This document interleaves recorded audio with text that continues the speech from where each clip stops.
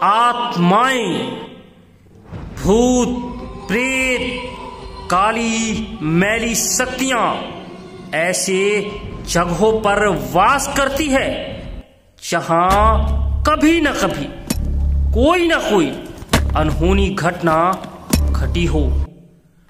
डायन, जोगन, तांत्रिक इन्हीं रूहानी जगहों से अपनी शक्तियां हासिल करते हैं।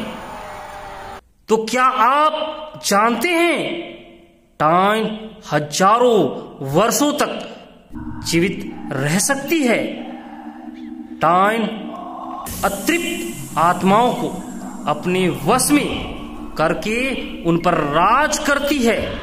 तो चलिए करते हैं डायन का साक्षात्कार। ठंड का मौसम था, चारों तरफ घने कोहरे छाए हुए थे। हर दिन की तरह मनोज आज भी अकेले मॉर्निंग वॉक के लिए घर से निकल चुका था। घने कोहरे के कारण मनोज को साफ से कुछ दिखाई नहीं पड़ रहा था। मनोज एक पतली सी पगडंडी पे सीधे चले जा रहा था। अचानक मनोज को कुछ आभास हुआ। मनोज को ऐसा लगा मानो बहुत सी झुंड उसके पीछे दौड़ी चली आ रही हो। मनोज वहीं रुक गया। पीछे पलटकर मनोज ने देखा, पर वहां कोई नहीं था। अब आवाजें आनी भी बंद हो चुकी थी। फिर मनोज आगे की तरफ बढ़ गया। मनोज ने सोचा शायद वो उसका भ्रम हो, पर मनोज जब थोड़ी दूर आगे बढ़ा उसे ऐसा लगा जैसे कोई औरत गाना गा रही हो। मनोज मानो उस आवाज की तरफ खींचा चला जा रहा हो। मनोज समझ नहीं पा रहा था कि उसे कौन अपने बस में कर रखा है। आवाज इतनी सुरीली थी कि मनोज उस आवाज की तरफ खींचा जा रहा था।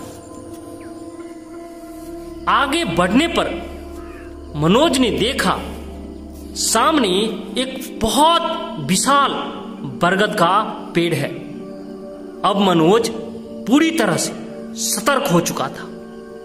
वो समझ चुका था हो न हो कोई अदृश्य शक्ति उसे अपनी ओर आकर्षित कर रही है। मनोज जानता था आज से 2 वर्ष पहले इसी पेड़ की डाली से लटक कर 2 प्रेमी जोड़ों ने खुदकुशी की थी। अब मनोज भयभीत हो चुका था। मनोज ने देखा एक औरत नग्न अवस्था में उस पेड़ के नीचे तंत्र साधना कर रही थी और वही 2 प्रेमी जोड़े वहां पर नृत्य और गान वादन कर रहे थे। ये सब देखकर मनोज की आंखें फटी की फटी रह गई। मनोज घबरा गया। घना कोहरा होने के कारण वो डायन मनोज को देख नहीं सकती थी। मनोज चुपचाप वहां से धीरे धीरे आगे की तरफ निकल गया। दोबारा मनोज कभी भी उस रास्ते पर नहीं गया। वहां के स्थानिक लोग ये मानते हैं कि डायन रूप बदलकर, भेष बदलकर उनके साथ वहीं पर रहती है, लेकिन कभी भी किसी ने डायन को सामने से नहीं देखा। दोस्तों, कहानी कैसी लगी कमेंट करके हमें जरूर बताइएगा।